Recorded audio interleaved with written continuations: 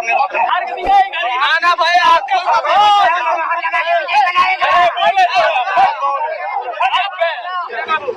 चलो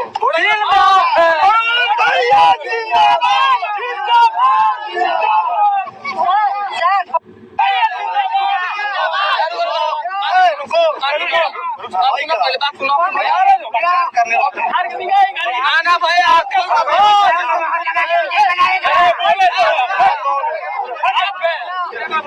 चलो